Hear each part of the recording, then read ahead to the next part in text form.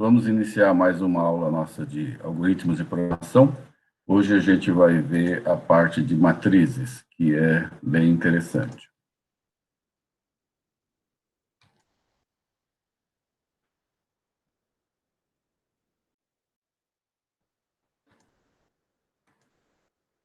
Então, a gente já tinha visto na aula anterior os vetores, e agora a gente vai avançar no conceito de matrizes, que nada mais são do que vetores bidimensionais. Então, vamos lá.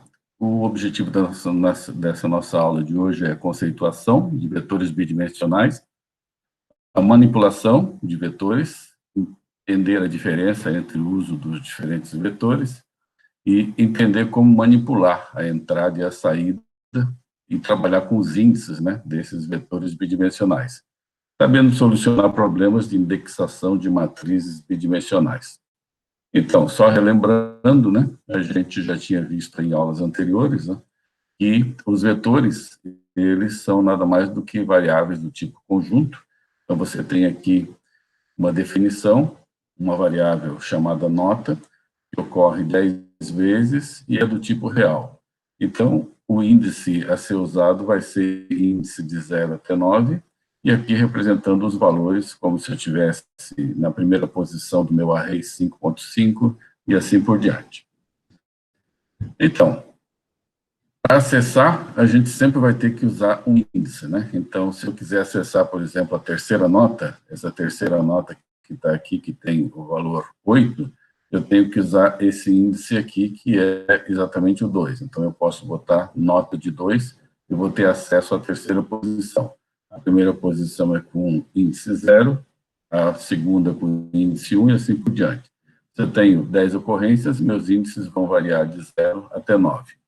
E esse índice aqui, quando a gente faz essa notação, nota, abre o colchetes aqui, bota o valor, esse valor tanto pode ser um número inteiro, quanto pode ser uma variável, por exemplo, nota de x. E aí, se você fizer por um para, variando esse x de 0 até 9, né, ele vai poder acessar todas essas informações que estão aqui nesse array do tipo nota, ok?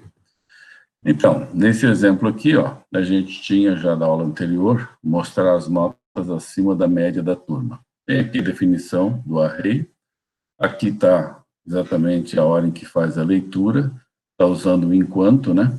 Enquanto esse índice for menor que 10, aqui ele soma 1 no índice, então nesse laço aqui, ó, ele vai perguntando, digite a nota e leia a nota. E assim ele consegue ler todas as notas via teclado e vai guardar no vetor. Então, a área inicial aqui do vetor vai estar recebendo esses valores. No final, ele faz a média, que é a soma que ele vinha acumulando aqui, dividido por 10.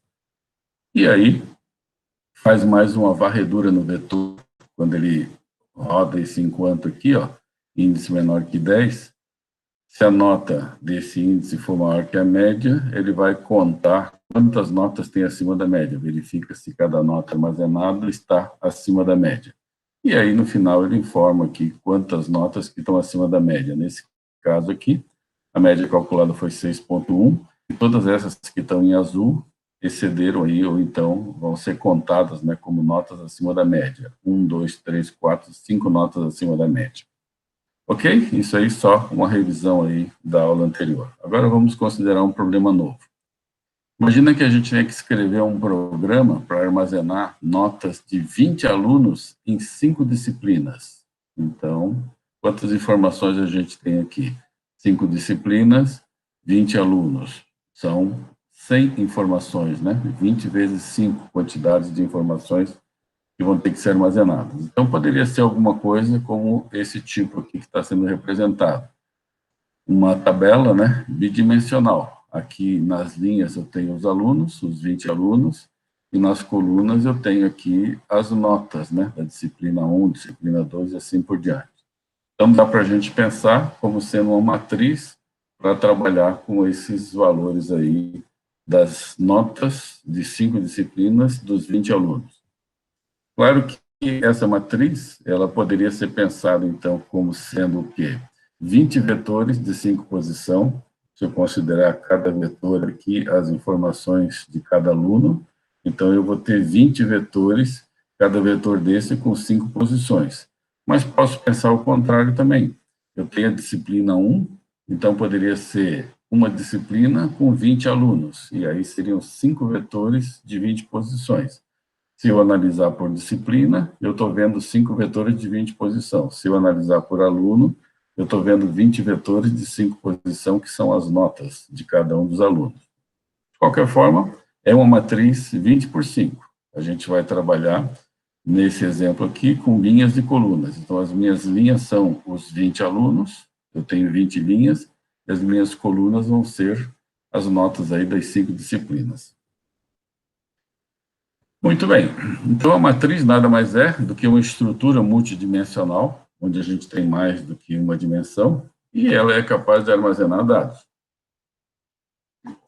Nessa figura abaixo, a gente está representando uma matriz bidimensional de números inteiros, uma matriz 3 por 3, 3 por 4, né? 3 linhas e 4 colunas, ok? E eu poderia ter esses valores armazenados lá, são inteiros, teria essa representação. Como é que a gente vai definir? Vai dizer, então, que é um tipo, digamos, inteiro, vai dar um nome, chamar de matriz M, por exemplo, e aqui ó, é que está a notação. Então, entre colchetes, eu vou ter 2 colchetes. Quando era um array, a gente tinha uma indexação aqui, um colchete só. Agora eu tenho 2 colchetes, um para representar quantas linhas que vão acontecer nessa minha matriz e esse outro quantas colunas. Esse conceito é importante, sempre é nessa orientação, linhas e colunas. Eu tenho 2 índices, o primeiro índice representa a quantidade de linhas e o segundo índice a quantidade de colunas. Isso aqui é fundamental e a gente tem sempre que lembrar dessa forma de visualização e de utilização dos índices, né? Então, o que eu colocar aqui na esquerda vai representar a minha variável com a quantidade de linhas.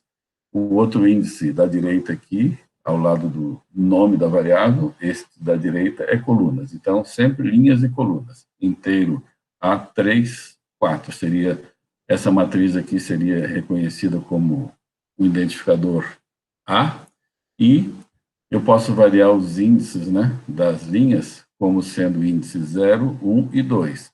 E posso variar os índices aqui da coluna como sendo 0, 1, 2 e 3. Lembrando que aqui é a dimensão, quantas linhas e quantas colunas. E os índices, para manipular essas dimensões, sempre começando em 0. Então, se eu quisesse trabalhar e mandar um comando do tipo escreva A2, 1, então significa o quê? Linha 2, coluna 1. Está aqui, ó, 2, 1, ele vai imprimir o valor 17. Eu poderia ter aqui, nos índices, né, variáveis. Pode ser números inteiros, como está mostrando aqui, mas eu poderia ter escreva A de J, sendo que o I tem um determinado valor, o J tem outro valor. Nesse caso aqui, com o I valendo 0 e o J valendo 2, o que eu teria? I valendo 0 e J valendo 2, teria 33. Se fosse o inverso, A de JI, ele simplesmente vai ter aqui o A de 2 com o I valendo 0. O A de 2, com o I valendo 0, corresponde ao 29. Então, isso aí a gente tem que entender bem. São representados aqui na esquerda linha e na direita coluna. Agora, quando eu analiso deste contexto com variáveis, o que tiver aqui vai ser o valor da linha, o que tiver aqui vai ser o valor da coluna. Aqui o valor da linha e aqui o valor da coluna. Então, é assim que a gente tem que interpretar e visualizar os dados. Se eu precisar acessar todos os elementos da matriz, vai ser necessário que esses índices eles tenham todas as combinações possíveis. Aqui é 0 com 0, o 5 é 0 com 1, o 33 é 0 com 2 e assim por diante. Ó. Então, se eu trabalhasse com variáveis do tipo I e J, eu teria que ter essas combinações aqui, 0 com 0, 0 com 1, 0 com 2, 0 com 3. Nesta representação da linha 0, o I igual a 0. E o J variando 0, 1, 2 e 3. Depois, eu teria que ir para a linha seguinte, com I igual a 1, e variando os valores de J de novo, de 0 até 3. Na linha seguinte, que é a minha terceira linha, com índice igual a 2, variando os J. Então, para manipular uma matriz, já dá para a gente imaginar que eu vou ter que usar dois para, né? Um para variando, por exemplo, o I, e dentro desse para, que tem a variação do I, um segundo para variando o J, que vai me dar bem essa situação aqui. Enquanto o I é igual a 0, vai variando todos os J's. Depois, o I igual a 1, vai variando todos os J's. Com isso, né, um para dentro do outro para, é o que a gente vai ter para fazer essas combinações aqui, variando todos os valores e atendendo o acesso a todas as posições aqui da nossa matriz. Isso vai ficar bem claro nos exemplos aí. Declaração de uma matriz, vamos adiante aqui, passando essa parte do Java, vamos ver a entrada aqui. Ó. Imagina o seguinte, tem que escrever um programa que vai ler, via teclado, uma matriz 3x4. Muito bem. Eu poderia fazer dessa forma aqui. Já aparecendo um conceito bem interessante aqui, que é o seguinte. Na hora que está definindo essa matriz A, ao invés de colocar aqui o valor 3 e aqui o valor 4, a definição foi feita usando uma variável do tipo constante. Então, essa instrução que aparece aqui, ela está declarando duas constantes. O fato de que lim vai valer 3 e col vai valer 4 estão definidos aqui. Então, para o Portugal, ele vai assumir que daqui para frente, sempre que aparecer lim, vai ser correspondente a 3. Sempre que aparecer col, vai ser correspondente a 4. A grande vantagem de a gente declarar isso aqui constante é que você pode trabalhar e fazer toda a lógica testando essas variáveis aqui, por exemplo, enquanto L for menor que lim, e sendo que o lim é igual a 3, você faz o programa, e aí, se mais tarde você quiser rodar isso daqui com 10 linhas e com 20 colunas, basta mudar aqui em cima, mudando o lim aqui para 10 e o col para 20, toda a lógica vai continuar valendo, porque ele vai testar enquanto L for menor que lim. Então, essa é uma vantagem para você ter uma definição de uma matriz baseada em dois números previamente definidos aqui no início do programa, que aí para todo o programa vai ficar valendo esses constantes, esses valores constantes. O fato de ser constante é que você não pode alterar, no meio do programa, não pode fazer lim igual a lim mais 2. Essas variáveis, elas têm valor fixo, elas são constantes, como diz o tipo, né? Então, é uma boa forma de definir matriz, trabalhando com essas constantes, para poder ter uma maneira de executar o programa com diferentes dimensões da matriz, sem ter que mexer em todos os testes aqui, em toda a lógica, ok? Então, ó, ele está definindo aqui duas variáveis, tipo L e C, que são para percorrer a linha e a coluna, tá? O L é para percorrer a linha e o C para percorrer a coluna. Então, ele inicializa o L em 0 e faz um enquanto. Enquanto o L for menor que 3, ele vai fazer isso daqui. Inicializa o C, que é da coluna, para começar em 0, e faz um outro enquanto. Ó, então, tem um enquanto dentro do outro. Ele vai fazer, enquanto a coluna for menor que 4, ele vai pedir para digitar os valores que tem nessa posição. Aí, lendo esse valor, coloca direto na matriz A, que está definida aqui, dentro dos índices correspondentes ao que está variando aqui no enquanto, o A de L e de C.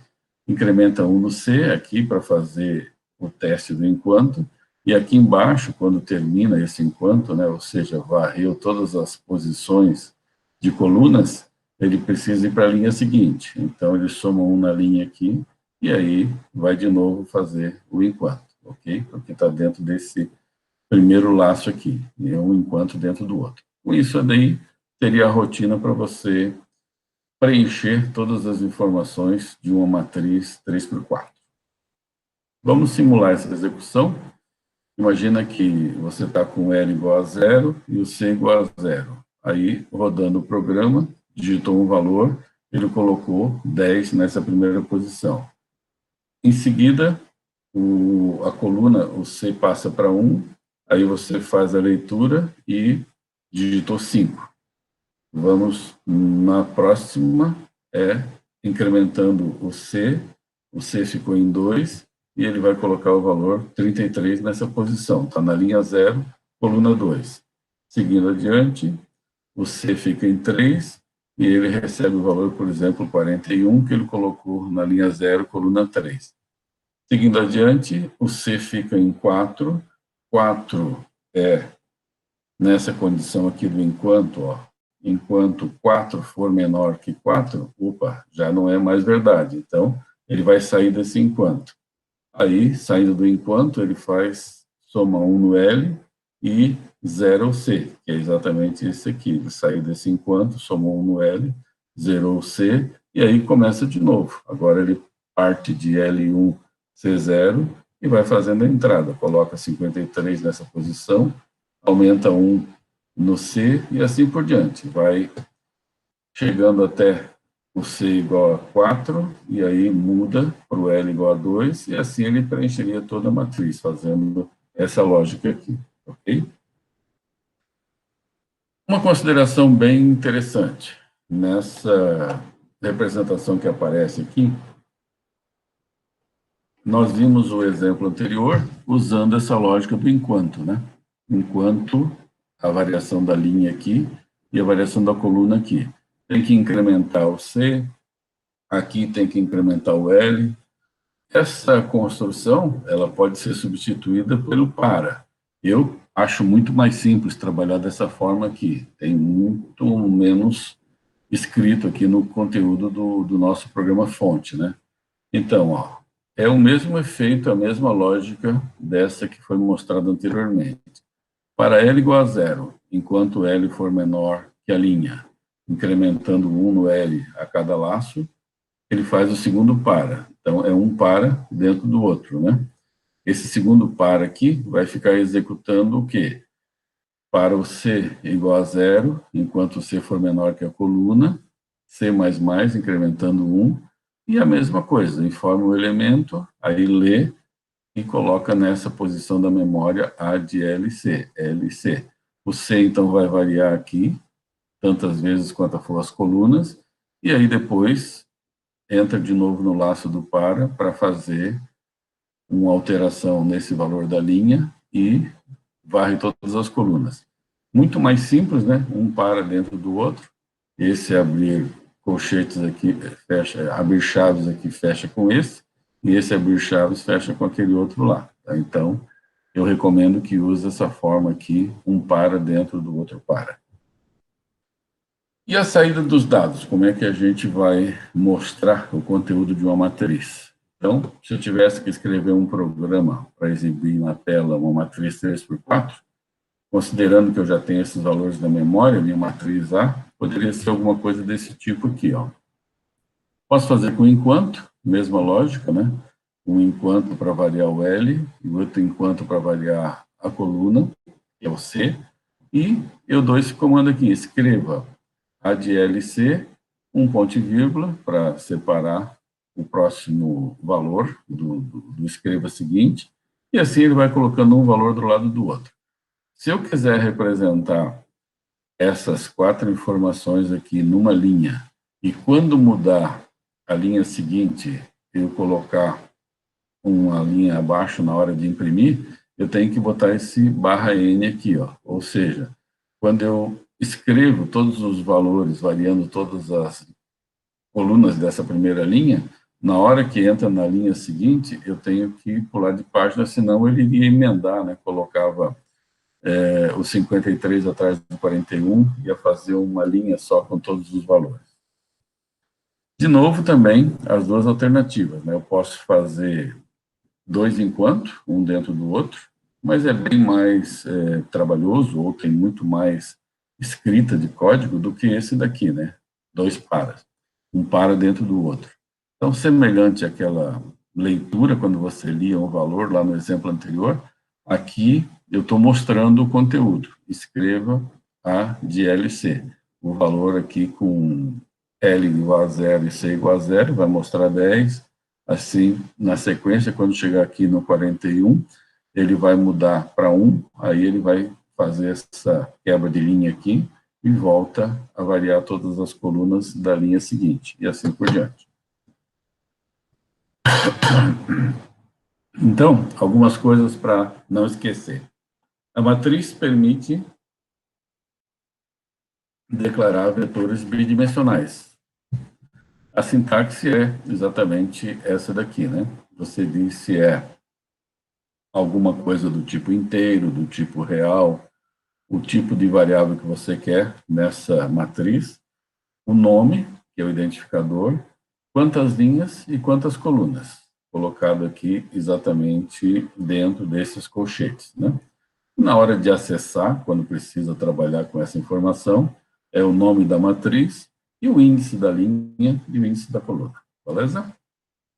Se eu tivesse que fazer esse exemplo aqui, uma soma de matrizes, eu tenho aqui uma matriz 2 por 3, uma outra 2 por 3, eu tenho que fazer uma lógica que vai somar esse valor aqui, 15, com esse aqui, e vai guardar numa terceira matriz, chamada C, com o valor resultado da soma. Então, eu tenho uma matriz A que contém esses elementos, uma B com esse e uma C de resultado. Como é que eu poderia fazer um programa para trabalhar com isso? Aqui ele está apresentando na forma de Java, mas eu já vou mostrar aí com o nosso ambiente de Portugal. Está aqui. Não, esse aqui ainda está no Java. Então, vamos fazer o seguinte, deixa eu mostrar este exemplo da soma de matrizes aqui no nosso Portugal. Aqui, ó, a soma de matrizes. Eu tenho uma definição, aqui aparecem algumas coisas interessantes. São 3 matrizes, né? Matriz A, matriz B e matriz C. Todas as matrizes são inteiro, tem 2 variáveis auxiliar, I e J, que eu vou usar aí aqui nos paras, ó, um para dentro do outro. E aqui tem algumas coisas interessantes. A matriz A, eu já inicializei ela com valores. Então, aqui está uma informação adicional, que não aparece lá no PowerPoint, que é o seguinte, você pode, na hora que define uma matriz, colocar valores lá dentro. Isso faz sentido se for uma matriz pequena como essa. Então, por exemplo, 2 linhas e 3 colunas. A forma de colocar valores lá é assim, você abre chaves aqui e fecha chaves no final, para dizer que são valores que você vai colocar. Aí, você abre chaves e coloca os valores da primeira linha. Essa aqui, ó, 15, 52 e 29. São 3 ocorrências na primeira linha. Aí a segunda linha, vírgula, tem aqui entre chaves os valores da segunda linha. Então, dessa maneira, você pode inicializar. É um pouco trabalhoso, se, claro, você tiver aqui quantidade de linhas e colunas muito grande, não faz sentido inicializar. Mas eu fiz dessa forma justamente para mostrar para vocês que é possível criar uma matriz e já, na criação, inicializar ela com valores. E aí a sintaxe de inicialização é essa daqui. Abre chaves e fecha chaves, e cada linha você vai colocar dentro de um conjunto de chaves separado por vírgula cada posição ali das diferentes colunas, tá? Isso aqui é linha 0, coluna 0, linha 0, coluna 1, linha 0, coluna 2, e assim por diante, vírgula, linha 1 e assim por diante, ok? Muito bem, aqui, ó, a matriz B, eu fiz a leitura dela, então essa rotininha aqui, ó, esse par dentro desse outro, o I é para ser usado como sendo linhas, o J colunas, 2 linhas, aqui então I, enquanto ele for menor que 2, vai ser 0 e 1, né? Aqui enquanto menor que 3, informa o valor da matriz B, aí ele mostra aqui os índices, e aí você lê esse valor e já coloca direto dentro desses índices aqui. Então, essa seria a leitura dos valores para colocar na matriz B. A matriz A já está com aqueles valores inicializados. Aí, A operação de soma das duas para resultar na matriz C está aqui dentro dessa rotina. Tem dois pares de novo para variar o I e o J. Então, ó, a matriz C de IJ é igual à matriz A de IJ mais a matriz B de IJ. Veja que você não pode fazer direto assim, MC igual a MA mais MB. Não funciona esse tipo de operação, já que MC é uma matriz, então eu tenho que sempre trabalhar com os índices. Eu sou obrigado a variar todos os índices para poder acessar todas as informações. Existem até linguagens que trabalham direto com matriz, mas não é o caso aqui no nosso ambiente. Na linguagem C e na maioria das linguagens, a gente tem que fazer essa variação de todos os índices para poder acessar todas as posições.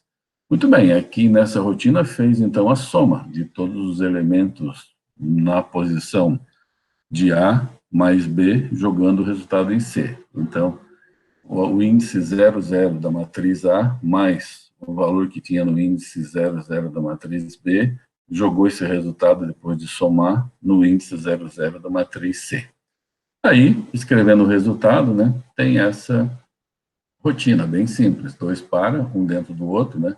O I aqui é a minha linha, o J é a minha coluna, escreva MC de I e J, um espacinho em branco para separar os números, e aqui, ó, aquele barra N, exatamente depois que termina esse par aqui, e escreveu os valores de todas as posições na primeira linha, aí muda de linha e assim por diante. Executando,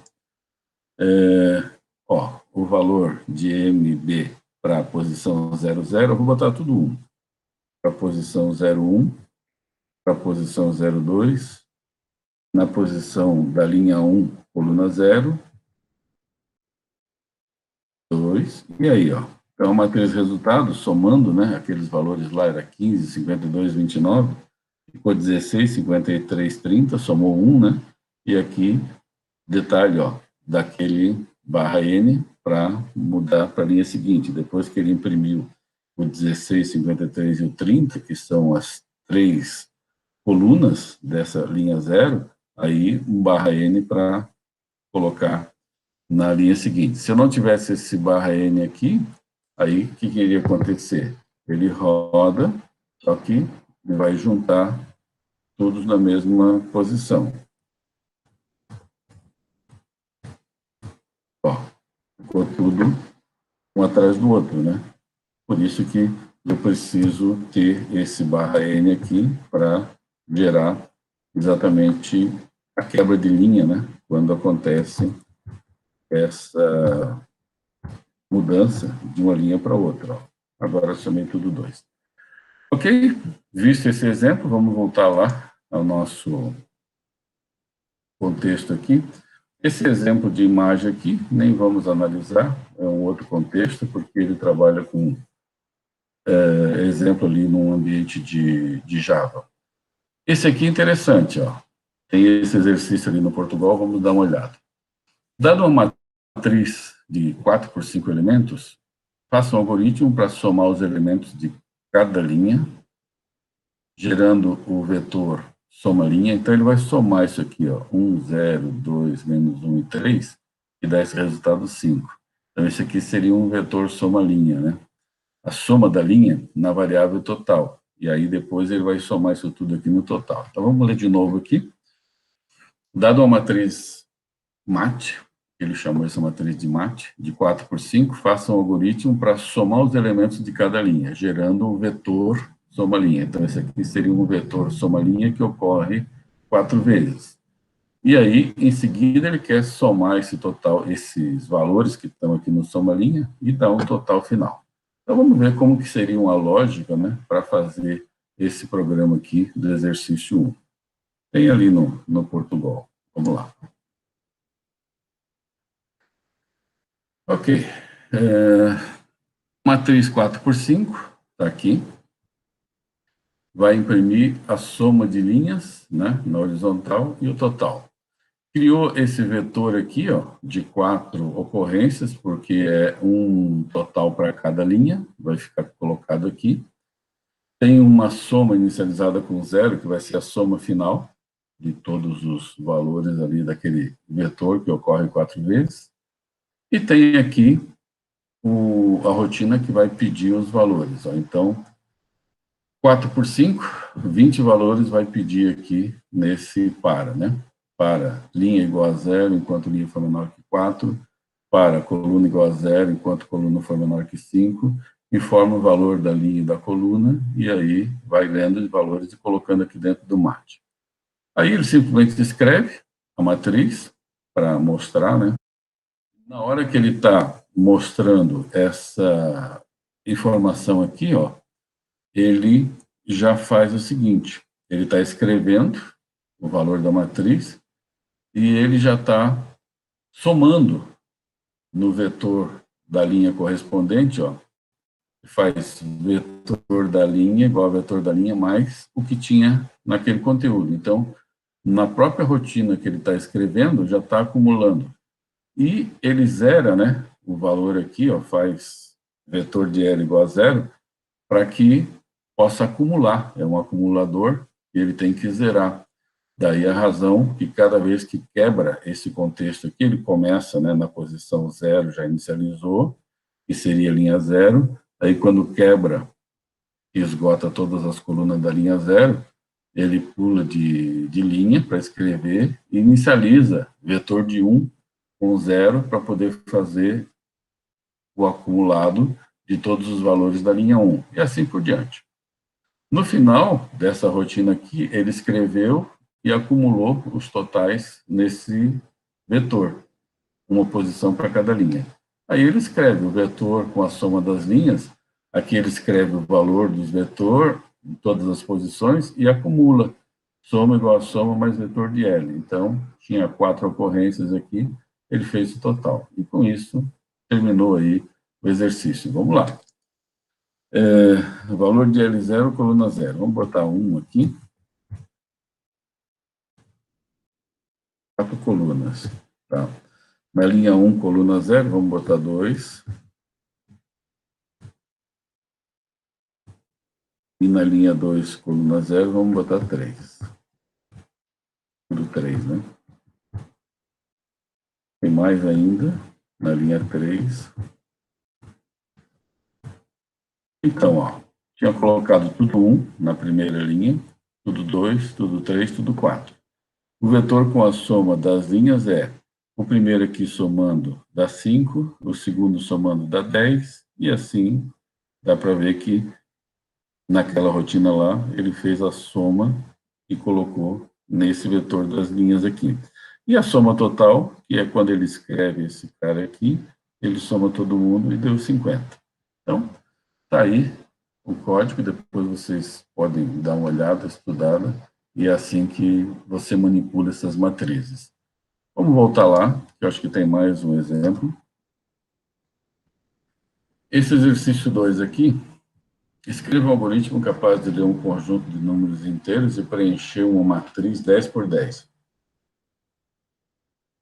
A partir daí, gere um vetor com os maiores elementos de cada linha. Então, em cada linha, ele vai pegar os maiores elementos e outro vetor com os menores elementos em cada coluna. Então, vai manipular a linha, vai manipular a coluna, tem que descobrir quais são os maiores quando está olhando as linhas e descobrir quais são os menores quando está olhando a coluna. Então, vamos dar uma verificada nesse exercício 2.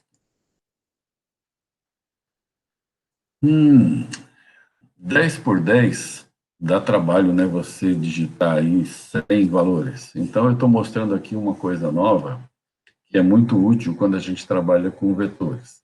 A gente vai, mais tarde, em outras aulas, aprender a trabalhar com bibliotecas no Portugal. Mas eu estou adiantando aqui o uso de uma biblioteca que gera números aleatórios. Aí eu não preciso estar escrevendo. Imagina essa rotina aqui, ó. Eu teria que passar esse informe, o valor de MB. Aí, lê o MB. Assim, eu coloco a chamada da rotina, a rotina chama-se sorteia, ela tem essa forma aqui de ser executada, o ponto sorteia, O parâmetro 1 e 500 significa que ele vai sortear um número qualquer, um número aleatório, entre 1 e 500. E aí, esse valor que ele determinar aqui, entre 1 e 500, ele joga na matriz. Com isso, né, eu tenho o preenchimento de valores aleatórios nessa matriz, sem ter que estar digitando aí tantas informações. Se for 10 por 10, eu tenho que digitar 100 informações. Isso é muito trabalhoso. Bom, então, na utilização de bibliotecas, a gente tem essa sintaxe aqui, ó. Tem inclua biblioteca, aí eu digo qual que é o nome da biblioteca. Depois a gente vai ver, tem diferentes bibliotecas para fazer diferentes chamadas de rotinas. E quando eu defino aqui qual que é a biblioteca, eu boto um prefixo, ou essa letra U aqui no caso, né? É bem assim, é o nome da biblioteca, hífen, o sinalzinho de maior, como se fosse uma flechinha, né? E eu estou associando este U aqui para essa biblioteca. Então, todas as funções que existem dentro da biblioteca util, eu posso me referenciar como sendo U ponto alguma coisa. E é esse caso aqui, ó, U ponto sorteia. Sorteia é uma função que existe dentro da biblioteca util. Eu acesso ela colocando a correspondência desse prefixo U aqui, que está sendo colocado aqui, U ponto sorteia, e sendo que o U me refere à biblioteca util. Então, aqui eu estou dizendo que o prefixo que eu vou usar é a letra U, e quando eu quiser acessar alguma função que existe na biblioteca util, eu vou colocar U ponto alguma coisa. Aqui, no nosso exemplo, U ponto sorteia. Sorteia é a função que gera esse número aleatório. Outra coisa, eu usei aqui aquela ideia de colocar a constante inteiro, linha e coluna, para definir o meu M. Assim, fica totalmente genérico. Eu tenho uma matriz M, que tem a dimensão de 3 linhas por 3 colunas. E aí, toda a minha lógica está sendo feita genérica para trabalhar com essas variáveis aqui, limitados em linha e coluna. Ó. Então, tem um para, o i igual a zero, enquanto o i for menor que o lim. E tem um para, j igual a zero, enquanto j for menor que coluna. A vantagem que vocês vão ver, depois eu vou mudar isso aqui para 20 por 20, e rodar o programa, ele vai funcionar direto. Mudar para 10 por 10, ele vai funcionar direto. Vamos ver, então, como é que a gente faz o resto aqui da nossa lógica. A gente tem que encontrar a maior linha, o maior valor dentro de uma linha, e o menor valor dentro de uma coluna. Eu chamei aqui um array, então, o maior valor da linha. Quantas vezes vai ter maior valor? Vai ter um maior valor para cada linha. Por isso que eu tenho aqui ocorrendo o número de linhas. E o menor, eu vou ter quantos menores? Eu vou ter um menor para cada coluna, então se eu tiver 10 colunas, eu vou ter um array de 10 valores menores, para poder mostrar os 10 menores das colunas e os valores maiores das linhas. Por isso que eu defini esses dois vetores auxiliares aqui. Veja que é uma dimensão apenas, né? Quantas linhas tem nesse vetor e quantas colunas tem na matriz para salvar nesse vetor aqui de menor coluna. Então, vamos lá. Aqui, ele simplesmente está gerando, aleatoriamente, os valores. Nessa parte aqui, eu deixei comentado, né, porque se fosse para ler e informar, teria esse escreva e leia aqui. No caso, ele gera automático, chamando a função sorteia e colocando o valor dentro de MI e J. Vamos adiante. Eu vou escrever o resultado dessa matriz aí, o que gerou lá. Então, é um para variando as linhas, um para variando as colunas, e eu vou escrever M de J. Esse barra T aqui é uma tabulação, só para ficar tabulado, para não ficar com espaço em branco e ficar alinhado numa tabulação. E aqui o barra N, né, para fazer a mudança de linha e gerar bonitinho a minha tabela, ok? Muito bem, isso aqui simplesmente mostrou aquilo que tinha sido criado aqui nesta rotina anterior, quando ele chamou as funções do sorteio para ter número aleatório. Aqui mostrou quais foram os números escolhidos. Agora, vai determinar o maior valor da linha. Então, para determinar o maior valor da linha, ele vai testar aqui se o valor que tem aqui no IJ é maior que este que está salvo aqui, e aí, se for maior, ele salva esse valor. Muito bem, veja o seguinte, tenho que variar todas as linhas, certo? E aí, dentro de cada linha, eu vou variar as colunas, para poder ver quais que estão sendo analisados dentro da linha e descobrir o maior valor. Então, ele simplesmente está inicializando aquela variável, maior linha, aqui, ó, com o valor da posição 0. Veja que o meu I é a quantidade de linhas. Então, imagina que eu estou na linha 0, o maior da linha 0, eu estou dizendo que ele é igual à posição 0 com 0. Por quê? Porque eu estou pegando o primeiro da linha e colocando nessa variável aqui. E aí depois eu testo a partir do segundo, ó, a partir de j igual a 1, porque eu já salvei o primeiro, que era o j igual a 0, aqui nessa variável.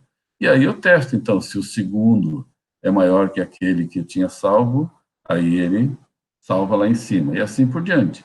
Vai varrendo de j igual a 1 até o final das colunas todas, procurando qual que é o maior valor lá e salvando neste vetor maior linha da posição da nossa linha aqui do índice I. Então, essa é a rotina que faz a busca varrendo todas as colunas e eu tenho que descobrir aqui qual que é o maior que tem nessa minha linha, né? Variando todas as colunas. O outro é o inverso aqui, ó, da coluna. Veja que agora eu estou variando coluna, J é coluna. Ó. Aí, a menor coluna eu salvei lá com a primeira posição, certo? E aí depois eu simplesmente fico variando todas as linhas. Aqui é o valor das linhas, né? Porque eu tenho que salvar agora na coluna. Então, ó, variando todas as linhas, eu assumi que a primeira posição era menor, aí eu testo se essa posição aqui que eu estou variando agora for menor que a menor coluna, desta coluna aqui J, ele vai salvar nessa posição, tá? Aqui é IJ, né? Então, com isso, ele tem nesse array aqui os valores menores e naquele outro lá, os valores maiores da linha e aqui os menores da coluna. E aqui ele está simplesmente escrevendo, ó, os maiores das linhas simplesmente escreve aquele array e os menores das colunas escreve esse array. Vamos rodar. São valores aleatórios, então ele determinou ali aleatoriamente esses aqui. Qual que é o maior da coluna? O maior das linhas, né? 238 está aqui, a outra linha 484 e aqui 430. E os menores das colunas? Menor aqui é o 202, aqui é o 108 e o menor aqui é o 4. Então, veja que dessa forma funciona direitinho a nossa lógica. Agora, olha que interessante. Se eu mudar de linhas 10 e colunas, vou botar diferente até coluna 7, vamos ver o que acontece.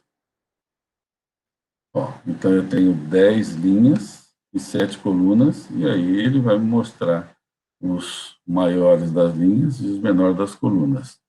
Vamos fazer, se eu quisesse fazer 20 por 20, 20 por 20, vai dar uma tabela grande, né? Ó, tá aí, ó, 20 por 20. Já é bem maior, né? Então, os maiores das linhas estão aqui e os menores das colunas estão ali. Aí a tabela toda está aqui. Claro que fica difícil de visualizar, por isso que é bom a gente estar aí com menorzinho, né? 5 por 5, por exemplo. Mas, desta maneira aqui, fica genérico o programa, você pode dizer qual que é o tamanho que quer, né? Se a gente fizer uma doideira aqui, vamos botar 100, só não dá para a gente conferir, né? Mas ele vai rodar. Demora um pouquinho, tá aí um monte, ó, 100, cada linha, né? Os 100 valores que ele está botando, aí vai fazer 100 vezes isso aqui, demora um pouquinho. E está fazendo as contas lá, vai descobrir quais são os 100 maiores que tem na linha 1, na linha 2, e assim por diante. E quais são os menores nas colunas, tá? Depois, se vocês quiserem fazer um exercício, vou cancelar isso aqui, que ele vai muito longe. Vamos botar de novo aqui. 5x5 aqui, que fica mais fácil. Tem um desafio para vocês brincar aí, que é o seguinte. 5x5 aqui bonitinho, vamos ajeitar aqui. Vamos rodar. Aí, 5x5. Se vocês quiserem um desafio, podia fazer o seguinte, ó. Os maiores da linha aqui, que são o 338, né? Que é o maior que tem aqui, a 338. Colocar o maior da linha aqui, do lado, para que você pudesse observar na horizontal e ter aqui o maior. E esses menores, colocar embaixo de cada coluna. Então, fica aí o desafio para vocês fazerem, colocando aqui à direita os maiores. E aqui embaixo de cada coluna, os menores. Quer dizer, esse número 338 deveria aparecer aqui, o 352 na linha seguinte, o 448 aqui, mas isso aí é exercício para vocês fazerem em casa. Então. Muito bem, vamos ver se temos mais alguma coisa lá. Tem um exercício 3 aqui, que é o seguinte. Escreva um algoritmo para transposição de matrizes. Ele é capaz de ler o número inteiro para uma matriz 10 por 10 e depois girar os seus elementos 90 graus, no sentido horário. Ou seja, a primeira coluna passa a ser primeira linha, assim por diante. Então, ó, aqui eu tenho uma coluna, 11, 21, 31, 41, que vai se transformar numa linha lá, 11, 21, 31, 41. E a segunda coluna, 12, 22, 112, 42, vai virar a segunda linha. É uma transposição de matriz. Vamos ver se tem esse exercício ali. Eu acho que a gente tem.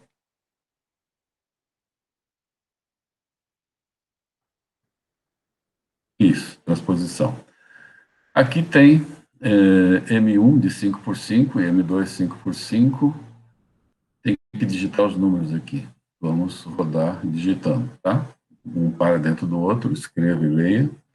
Aqui, claro, você informando a primeira matriz, vai gerar a segunda transposta, né? A M2 vai ser gerada. Então, ó, a geração lá, para fazer essa transposição, é o seguinte. Eu tenho índices I e J, né?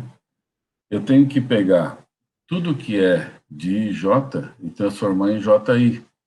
Aquilo que era da linha 1, com todas as colunas, vai ficar coluna 1 com todas as linhas. E aí eu tenho exatamente essa situação aqui. Quando eu faço coluna 1, vira linha 1. Então, dá para a gente olhar aqui. Eu tenho linha e coluna. Está aqui. Linha e coluna, certo? O meu I é linha e o meu J é coluna.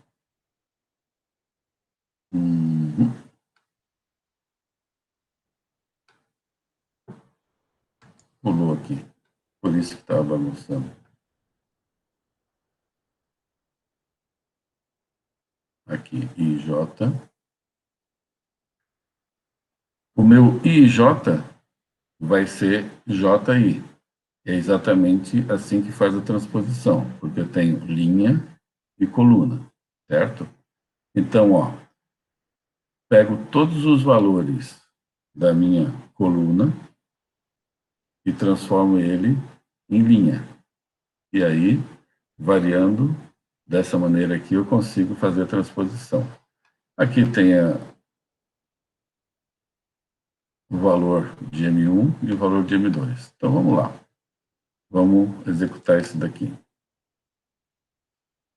Eu vou colocar tudo 1 na primeira, 2 na segunda, todos os valores da segunda linha.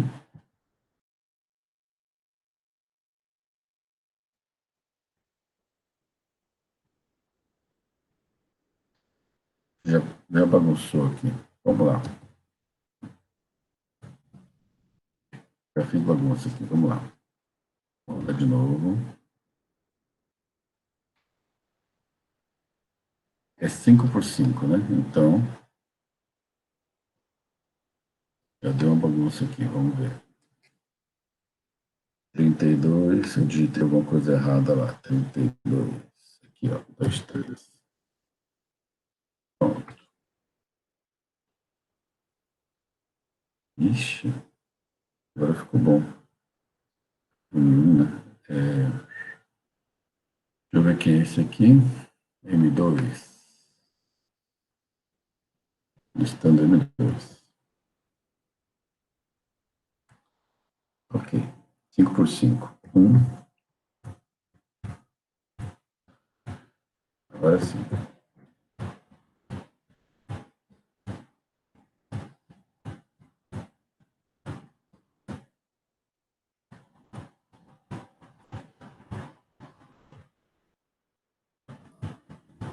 Cinco por 5 dá trabalho para digitar isso tudo. Então, ó, ela tinha essas linhas aqui, 1, 2, 3, 4, 5, e foi transposta, ficou coluna 1, 2, 3, 4, 5. Ok? Então, essa é a rotina aí para fazer a transposição. Muda, né?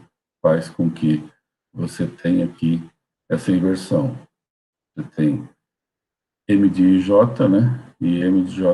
Então, o M2 de JI recebe o M de J. Só trocando os índices ali e faz essa transposição. Muito bem. Vamos ver se tem mais alguma coisa. Tem uma outra aqui que eu não fiz, mas é bastante trabalhoso, que é a multiplicação de matrizes. Se vocês quiserem, depois pode dar uma olhada aí. Muito bem. Então, com isso, nós terminamos. Deixa eu voltar aqui.